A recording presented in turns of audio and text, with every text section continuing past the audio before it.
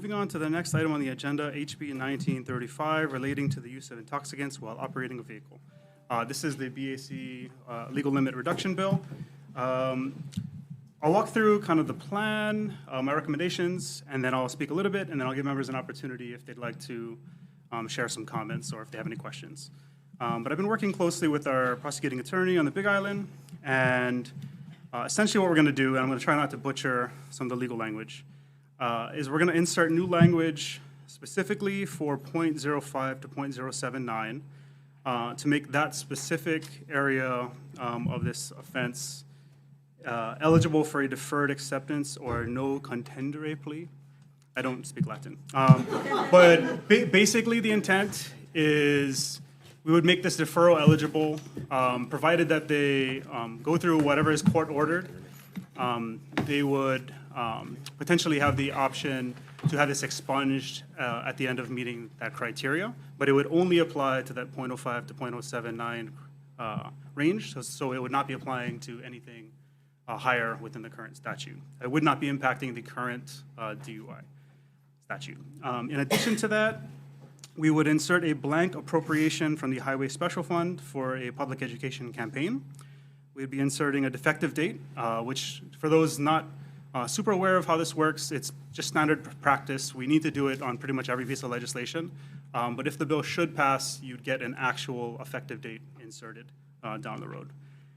We would also note in the committee report the need for some sort of delayed implementation window to allow that public education campaign to take place. Just on a personal note, before I turn it over to members, I really struggled with it. I did a lot of research, probably more on this bill than anything else, and I tried to find a balance, and I really struggled with it, and this is kind of my best attempt. I think ultimately what it came down to is, I'm a father, and you try to do everything you can to protect your kid, and there's only so much you can do.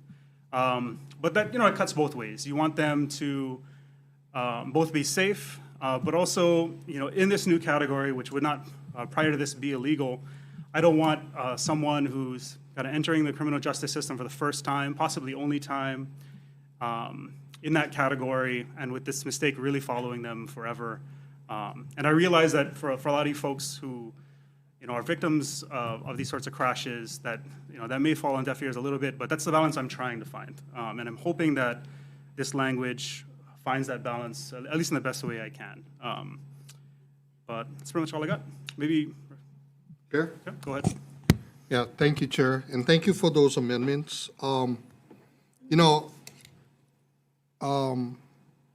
Tuesday's hearing was very moving. I really believe that now, and I come from Hilo, and Hilo, we have a lot of issues in terms of people getting alternative means of transportation on island, so going to a bar, and, we don't have a good mass transit system. We don't really have taxis. I've waited over an hour for a taxi to go home. So that's a real challenge, to ask people, hey, you can go out, but you shouldn't drive. But after Tuesday's testimony, I feel really compelled to support zero tolerance. And so, with that being said, I think that we should not allow anyone to be able to drive who has consumed alcohol. So with that, I'll be voting with reservations on this bill to see how it moves in the ledge. Thank you, Chair. Do you have anything? Okay. I guess I'll just say I appreciate the effort to keep the bill moving. I would rather have something going than nothing, so I'll be supporting this bill. You have anything? I also walked into the hearing on, I've lost all track of time. Today is Tuesday. Yes. Wow. Not very knowledgeable about the subject and without even really strong feelings on the subject, and walked out of there really feeling like we do have to move on lowering the quantum level. So I do, or the threshold level. I appreciate everybody who came out to testify and share your stories, and it is an example, I think, as the chair said, of how compelling testimony can change minds. And I appreciate the chair working for a pathway forward here on what's hopefully a viable bill. So I will be supporting the chair's amendments. But thank you all for coming and sharing your stories. Thank you, Chair. I mean, there's no secret that I have some of the most fierce advocates for this measure in my district, but I want to just applaud Chair Todd. I think this is the furthest it's gotten, and although sometimes things are not the way you want, compromise is better than nothing. And more than anything, this has gained further traction than ever before. And so I think the work of you folks should be applauded, because you folks came in here with great intentions and intentional advocacy. And I hope as we continue the discussions that folks who are looking at things they're passionate about can reflect to the work that you folks did on this measure. And I hope you folks can continue to stay engaged in making sure that there is a compromise or something that we can have tangible teeth on, because as I've learned in the legislative process, something is better than nothing. And I'm just grateful again for folks like Uncle Ed Werner and the many folks out on our side for the work that you folks do. So thank you, and thank you, Chair. Chair, I think you have more than enough votes to pass this bill out of this committee, but and before the Tuesday committee hearing, I didn't have strong opinions about this bill either, but after hearing the testimony, I think we need to be serious and we need to be bold about this issue. And so I reflect similar sentiments to Representative Onishi that it needs to be zero. We need to save lives, and from a practical effect, when you're at the bar, you don't know the difference between 0.2 or 0.5 or 0.8, and you don't know what that means as far as consuming alcohol. And so I want us to take bold action here. I want to be at zero. So I'm going to vote no on this bill, because I want to send a strong message to everyone that you should not get in a car under any amount of alcohol.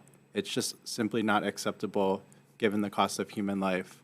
And so I hope that that opinion gets reflected in the committee report, that we need to be the first in the nation here on this issue. And I don't want to support anything unless it's absolute and it's zero. So thank you, Chair. You got anything? Thank you, Chair. I just wanted to thank you for working so diligently on this bill, and thank you to all the testifiers, for sharing so passionately with all of us. It was very moving on Tuesday. I am going to support the bill because I do want to see it keep moving in the House. So thank you. Great, thank you. And just because I know there has been a lot of media attention, I did want to note, 0.05 is already illegal if you show signs of being inebriated. This basically just sets an objective standard to what is currently objective in that range. So I just wanted to note that. Because I do think there's a lot of confusion around that, and maybe it hasn't been messaged quite properly in the past. But with that being said, we'll go to Vice Chair for the vote. Thank you, Chair. Noting the reservation vote from Representative Onishi, Representative Ayu voting no on HB 1935. Members, are there anyone wishing to vote reservations or no? Seeing none, your measure is adopted, Chair. You caught the... Oh, sorry, and excuse. Oh, sorry. We have everybody here. We're good? Okay.